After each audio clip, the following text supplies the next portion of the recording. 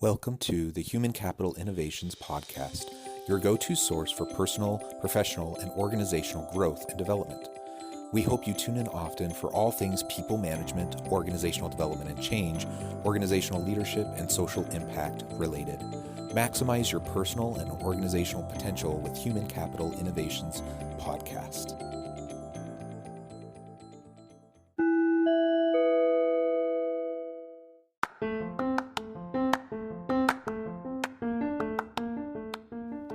Welcome to the Human Capital Innovations Podcast.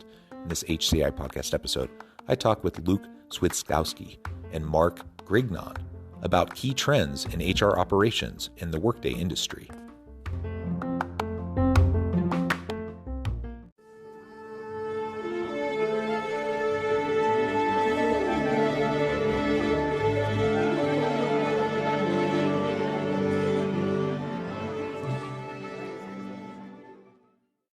Luke and Mark, welcome to the Human Capital Innovations Podcast. Thanks, John. Happy to be here. Yeah, it is a pleasure to be with both of you today. I'm super excited to have a nice conversation around the key changes and trends in the HR operations space and within the Workday industry. We're going to be talking about those significant changes and trends, both, as we've seen happening over the last couple of years, but also looking into the future and looking into 2022 and beyond. As we get started, I wanted to share Luke and Mark's bio with everybody. As one of the founders of Cognitive, Luke Switkowski lives and breathes Workday. He understands that going live with Cognitive's new system is just the first step in a long partnership with Workday and its ecosystem. Implementations are fast and furious, with work like reports, dashboards, and knowledge transfer often postponed until after a go live. Starting Cognitive gave Luke the space to find and implement a consulting model that made sense logistically and validated his theories on its structure while fostering a work culture fueled on collective team successes and never-ending support for one another. Mark Grignon oversees the firm's fleet of consultants and manages all sales and business development. Prior to launching Cognitive in 2016, he spent 5 years managing the Workday post-production support department at Meteorax, acquired by IBM. He has nearly a decade of experience providing Workday support to Fortune 500 companies and specializes in advanced compensation and security. He holds a BA in entrepreneurship from Suffolk University and grew up in Detroit. And I know, Mark, you're joining us from Tahoe. Luke, are you there as well? No, I'm actually on the East Coast, just outside of Boston, Mass. Outside of Boston. Wonderful. And I'm joining you from south of Salt Lake City in Utah. So we're kind of all over the place. Great to be with all of you. Before we launch into the conversation, maybe we can start with Luke and then Mark. Anything else you would like to share with listeners by way of your background or personal context? I think the one thing that we can say is that Mark and I have both been consultants, basically most of our professional lives, if not all of it. And so the company that we've built and the services that we provide have all come from a consultant background. We were never professional managers before we started Cognitive or anything like that. So I think you might find that refreshing that the way we built our company is basically bottoms up, starting with just two people that did project work. Yeah, I like that. And Mark. Yeah, no, that's a great point. I'll also say I think one of the things we're going to end up talking about, sort of almost a bigger trend than necessarily HR or Workday, just sort of this on-demand model and the way that we bill our clients is very unique specifically to the Workday world, but I think lots of consulting companies and lots of industries, similar story. And we sort of see this as a early trend, right? that everyone will be doing it this way eventually. They just don't know it yet. So, it's sort of a larger consulting trend, I think, in general, or professional services trend, even maybe not even consulting.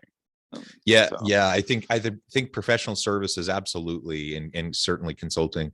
I really appreciate that insight as well. So as we get started, also maybe Luke and Mark, both of you can chime in, of course, as you're both co-founders, but tell us a little bit more about Cognitive, the driving force behind that. Why did you start that firm, and then we can get into some of these changes and key trends. Yeah, I think we started Cognitive because I think we're always passionate about the post-production services space, specifically in the Workday space. I think it's usually an overlooked area because all the focus is on deployments. But a lot of client successes are actually happening after they go live. So you stand up your Workday system or whatever HR system you want to think of. There's so much to do afterwards, that just having a helping hand here and there, and even someone to do bigger projects is really, really helpful. And having kind of this frictionless relationship with minimal red tape, you just kind of pick up the phone and call us whenever you need that. I think that really fosters a nice working environment for both the client, and ourselves. So that's really why we built it, the company rather. We never really expected to be where we are today after, let's say, 5 years, because we started with just 2 people, and now we have close to 130 and over 200 Workday customers that work with us every day. But that's what we're passionate about, and we just love this space. Yeah, no, and to a certain degree, this started, prior to starting Cognitive, in the sense of, our last company, Meteorix, which you just mentioned, was one of the first sort of boutique Workday consulting companies. And back when Luke and I got started in the Workday ecosystem, there were very few clients. I want to say we were in the hundreds, 100, 200 clients roughly, Workday live at that time. Now there's 4,500 or 5,000 close to, right? So really early on in the ecosystem. And to Luke's point, the sort of production support side was overlooked, and it became sort of an obvious opportunity, let's call it, where Luke and I sort of sat down and said, look, we want to focus on this. And so we started that department at the prior company. Now, to Luke's point, everyone really focuses on deployments, and that's really still true today. And with Workday's model being a SaaS application, the goal really is to get people live faster. And so more and more becomes post go live. So it's just one of those things that was very obvious, that there was going to be a huge market, and this was really going to be a big opportunity that, for a variety of reasons, people decide not to pay attention to, which again is sort of interesting. And I know, probably 8 years ago, when we first had this conversation, Luke and I, we were both, I think, nervous. We need to do this now, or someone else is gonna, do this. And it's still one of those things that gets overlooked, which surprises me still to this day. It's like, yeah.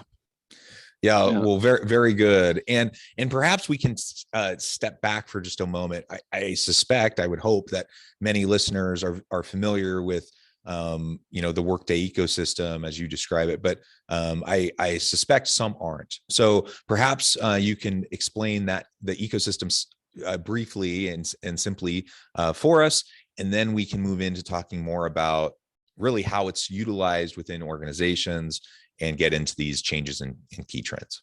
Sure. So, I mean, we can definitely speak to that because Cognitive is a very proud and happy Workday customer itself. So we bought Workday last year and deployed it. So the way that works is when you purchase Workday, you get assigned a deployment partner. So that's either Workday themselves or one of their partners that are part of the Workday ecosystem. It's an extremely closed ecosystem. There's a limited number of partners. It's not like hundreds and hundreds of companies that are in this thing. It's a few dozen actually. And then once you are deployed, then, I guess in terms of options of what you do afterwards, the kind of that opens up a little bit. So you can stick with a deployment partner that maybe specializes in the post-production space, or what we see a lot also is the independent consultant market is very, very prominent right now, actually in any space, not just Workday. So a lot of companies turn to independent consultants and contractors that they trust, that they want to work with, short-term and long-term. And you can also, kind of go outside the ecosystem, if you will, and engage in a company like with company like Cognitive. There are other firms like us in this space where they're not an official Workday deployment partner, but they do play in the Workday space. So we're not really the only ones. But that's basically the Workday journey and then how that plays out. In terms of our deployment, we were deployed by Workday themselves, so that like I said, that's an option. So Workday Professional Services can be involved and deploy it for you. Yeah, excellent, excellent. Okay, so with all this foundation laid, let's talk now about some of those significant changes and key trends that you see in the Workday space, in HR operations, both in leading up to where we're at today, but also moving into the future, 2022 and beyond. Yeah, I mean, I think one of the, I mean, there's a lot of things to look at, but I think that one of the primary trends definitely is there's kind of a refocus on, let's say, efficiency of operation and just efficiency of systems or whatever your stack is of systems, simply because as we get kind of, as the world changes and we become, let's say, more remote, more skill focused, companies really need to adapt quickly to make sure that they have everything in place operationally so that they can be more nimble maybe than before. And we see that kind of across the board with our customer base. What I mean by that is, things that used to maybe take, 10 days, 15 days, 30 days can no longer take that long to execute on. You really have to be able to pivot quickly as a company in order so you don't miss out, right? I think the great resignation and kind of the whole remote situation that we're in with the pandemic is a great case in point, where for companies that are refusing to let people work remotely, they're just simply losing out on talent. And there's really no, I mean, there's no nice way to say it, in that it's not the smartest decision, unless you're in an industry where you have to have people like in a factory floor or present, at a site. Let's talk about that for a minute, because that's something I talk to a lot of people, and I think the vast majority of leaders, HR people that I talk to would echo what you're saying, but there are still those that are resistant, and they're sick and tired of what they call the entitled labor market, and they want people back in person, and they're frustrated that people won't come back. And it kind of blows my mind. I honestly, I don't really get it. So why do you think, what's the cause of this resistance? Why aren't people willing, especially over the last 2 years? I mean, goodness gracious, I understand people maybe being resistant pre-pandemic, but we've been living it for 2 years now. And like, certainly people must have realized it's very doable. Yeah, I think so. Let me I guess address the entitled part, because I think that kind of when I hear that, I kind of like flinch a little bit, because I think that's a very strong word. So Cognitive, since the very beginning, was a remote first company, because for us in order to be successful, we knew we had to have the best talent possible, which what meant to us is that we weren't going to have geography or logistics be a barrier to fantastic talent if the work can be done, on a computer, right? So there's really no point in that. And the kind of the counter argument that I have to, let's say, those that are still resistant is, what the pandemic has done is it led a lot of people to reflect and really calculate how valuable their time is. So if you've been commuting to work, let's say an hour and a half one way, there are some people that do that. Certainly in like large metro areas where traffic is high, you add that up, that's 10 hours a week of time that, okay, there's only so many books on tape or podcasts you can listen to.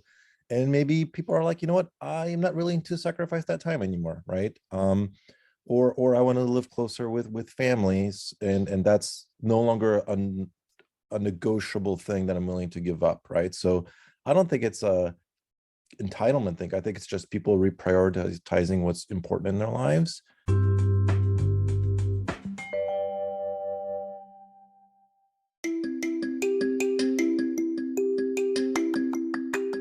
I'm excited to announce the publication of my new book from HCI Press, Bluer Than Indigo Leadership: The Journey of Becoming a Truly Remarkable Leader. Early in my adult life, I learned about an Asian proverb that translates as bluer than indigo. If you think about the color indigo, it is a brilliant, deep, and vibrant blue, what some would call the bluest of blues. To have something that is bluer than indigo is rare and truly remarkable. Contrary to popular myth, there is no one-size-fits-all or cookie-cutter approach to effective leadership. There's no silver bullet, no secret sauce, no go-to model that will solve all of our problems. The truth is, great leaders have all had their unique strengths and flaws, and have all had to discover and then pave their own distinctive path in their life's journey to fulfill their leadership potential. Bluer Than Indigo Leadership will help you discover your own path and explore those ordinary, everyday actions that will help you respond to an uncertain future and produce extraordinary results for individuals, teams, and organizations.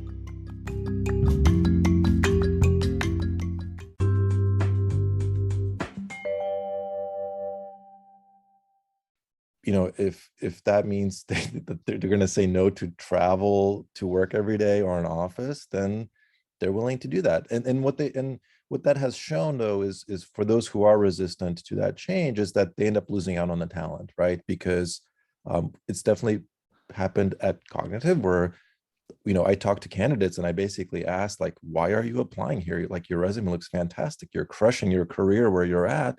And, they'll say, well, I'm being asked to go back in the office and it's a non-starter for me. So I guess, we get to win in that regard. Yeah, it's hard to Yeah, rationalize because we've been remote forever. So for us, it just makes sense. So when we hear about people just putting their foot down, it's very hard. I mean, I think there's some sort of obvious financial reasons. People own big offices and are paying for them and want people using them. I mean, I think there's something to that, like, for sure. And there's also probably some people that themselves have to go back to the office or feel like it. And therefore, if I have to be here, everyone else should be here, right? And there's probably somewhat of that attitude as well. But I mean, to Luke's point, I don't think it really matters because it's going to shake itself out because people are just going to leave those places and they'll have to get with it or they'll literally tank their business. So it's going to work itself out. The fact the pandemic's lasted as long as it have, the ship has sailed, right? Like, you could have made an argument after 6 months that we needed to go back, but after 2 years, people aren't going to want to hear it, right? It's just that everyone's moved their lives. I mean, I'm a prime example. I was in the Bay Area. Now I'm in Tahoe. You're not convincing me to go back to San Francisco. It's just not going to happen, right? So, there's many other people. I mean, it's completely shifted the real estate markets. Obviously, you yourself in Salt Lake, right? Another place that's seen a boom because of this. So it's just not going to go back. People value their time more. To Luke's point, people have been able to reevaluate their lives and go, "What have I been doing for the last 10 years?" Right? Like, this is crazy. I'm never doing that again. Even if I have to make a little less money, it's worth it, right? And I don't think anybody ever goes into retirement saying to themselves, man, I wish I worked an extra 10 hours a week, right? During my career. That almost never happens. So I think it's like almost like a natural rebalancing a little bit. Yeah. And honestly, we're seeing it because we do Workday support, right? So our clients ask us to do compensation or relocating or new locations that they're building, so on and so forth. And we've seen a number of our clients get into initiatives, right, around getting people back to the office or not, right? And I mean, I think it's somewhat industry specific to the point Luke made. There's maybe more old school mentality industries that are just going to be a little more stubborn, I think, than others. But I mean, it's going to shake itself out. Everyone's just going to go somewhere else. And we think that the next phase of this, so if you look at just the US, right, it's like so we are in 30 states employee wise, but we also have a presence in Canada and India. We think this is going to be a global trend soon enough, where companies are going to find talent where talent is, and that's going to be the priority for even something like as specific as Workday, because it is a very specific skill set. It's not like hundreds of thousands of Workday consultants in the world. It's tens of thousands, maybe. It's very niche, right? So you're going to go where the talent is, and I think because of that specialization, and for any individual that is in a specialty field, whether that's accounting or statistics or data analysis, you're going to get to pick where you work, because the companies will hire you because they need those skill sets. I mean, time zones is really the only barrier. We have to deal with customers, so people have to be on the phone at certain times of day, like that you're not getting around. But ultimately, if you're good at your job, you're good at your job. I don't care where you live. To Luke's point, it's not a now I can hire someone in a different state. It's going to be I can hire someone anywhere in the world. And so many companies have started that are helping with this, right? I mean, this is the new wave of technology is basically how can people work anywhere, and companies like Remote, for example, who we've talked to, are allowing you to hire in countries you're not established in already, and things like that, breaking down barriers to entry, right, to working globally. That is the next phase of this, right? It's not just a I can live anywhere in the US thing, right? Yep. Yeah. 100%. Yeah, so definitely the trend has been towards more and more distributed workforce. So whether we're talking about a hybrid environment or a fully virtual workspace, the reality is these geographic barriers have been broken down, at least in many, if not most organizations. There are still those lagging organizations and resistant leaders, but we continue to move forward in that way. And you've already referred to, Mark, a little bit about how you at Cognitive and using Workday, how you are assisting organizations to do this, to make that transition. Maybe you can speak a little bit more specifically to that and what specifically you're doing to help. Well, I mean, ultimately, all of our customers managing their workforce in Workday, it could be a variety of different things, but maybe actually the best example is with Rooster, the product that we created around interview scheduling, because that's a huge shift. A lot of companies doing lots of interviews in person, obviously that hasn't happened, right? So there's been a huge shift towards remote interviewing, for example, and our product, it actually was timed very well for that shift where people are setting, obviously, like Zoom lit on fire, right? Everyone had Zoom accounts for the first time, or WebExes, or whatever the case may be. And so a lot of organizations scrambling to figure out how to make that work, where they had only ever interviewed someone in the office. And that required changes to their Workday business processes and configuration and notifications, people using SMS to text message people where maybe that wasn't something that they were doing before. New communication channels. We're about to use WhatsApp for that as well for some of the international employees. And just the way people are having to communicate. Again, I think one of the things we've always noticed as a remote organization is communication needs to be like double and triple, as good as if you are in person. And I think that's something that organizations are, struggling with or grappling with as well. And just, however you can get to them. Right? Is it Slack your home base? Is it text messaging? Is it Workday? Is people's home bases sometimes? Is it ServiceNow? Is it whatever place? Everyone's trying to get that sort of employee experience portal so everyone can feel like they're part of the family, even though we're all sitting in our living rooms, right? Like that's a real problem, actually. It's not easy to do either.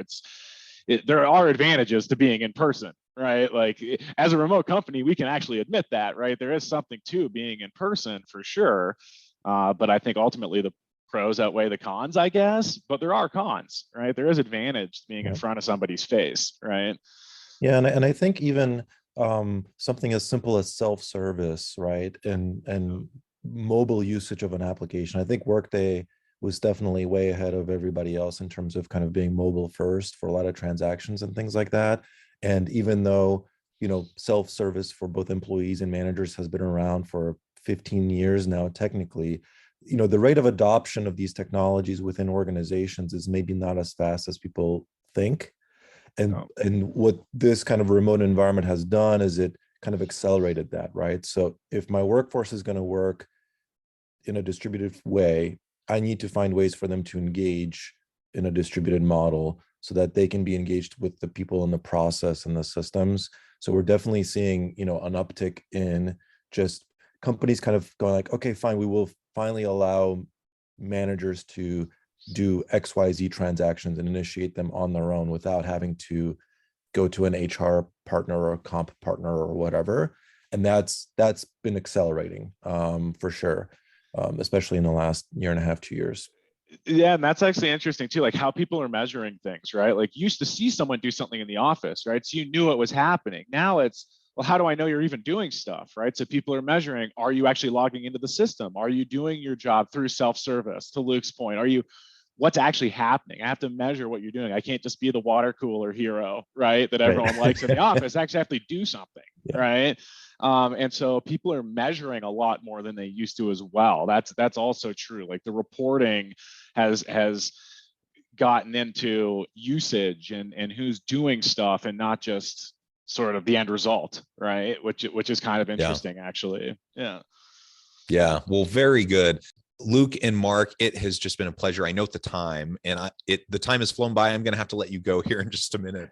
Sure. We could go on and on and on, but before we close for today, and you're welcome back anytime, we can continue the conversation. But before we close today, I wanted to give you a chance to share with listeners how they can get connected with you, find out more about your organization, your team, and then give us a final word on the topic for today. Sure. So I'll let Mark do the final word, but you can find us at cognitiveinc.com. That's KOGNITIVINC.com. That's our website. And then if you're interested in, interview scheduling and assistance in that area, our product is called Rooster, and that's at rooster.us. Easy name to remember. So Mark, feel free to give the final word. Yeah, I mean, I think ultimately we talked a lot about just remote work specifically. And, again, as far as final word is concerned, I do think it's one of those things that's not going away, right? So like anybody that feels like, coronavirus is going to disappear and therefore I'm going to be able to get everybody back to the office is kidding themselves. And so, yeah, I mean, it's just one of those things that you got to get with it. You got to get on that train or you're going to get left behind ultimately. I think it's really that simple, which is going to be good for us. Ultimately, I'm waiting for people not to get on the train actually, so that we can start poaching people from them. So it's one of those things that people need to get with it, or you're not doing yourselves any favors, right? Yeah. Adapt or die. Right. Yeah. Right. Exactly. Yeah. Well, very good. Luke and Mark, it has been a pleasure. I encourage listeners to reach out, get connected, find out more about what you can do for them. And as always, I hope everyone can stay healthy and safe, that you can find meaning and purpose at work each and every day. And I hope you all have a great week.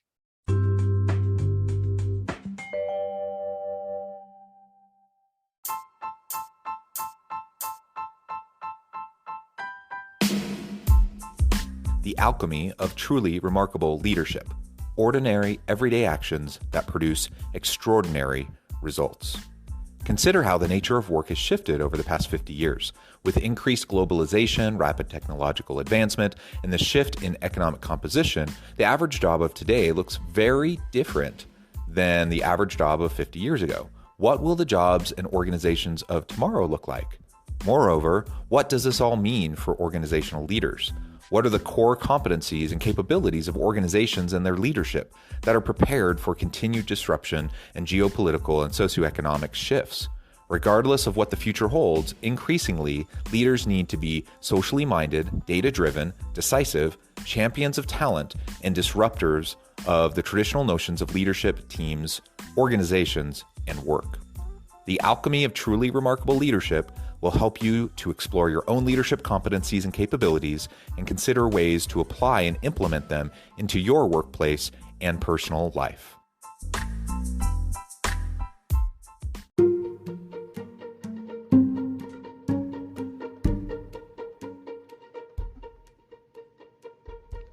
Check out Human Capital Innovations magazine, Human Capital Leadership. Human Capital Leadership is a free, interactive e-magazine with the mission to help individuals, leaders, and organizations find innovative approaches to maximize their human capital potential. We publish issues quarterly in August, November, February, and May. Take a look at the latest issue and let us know what you think.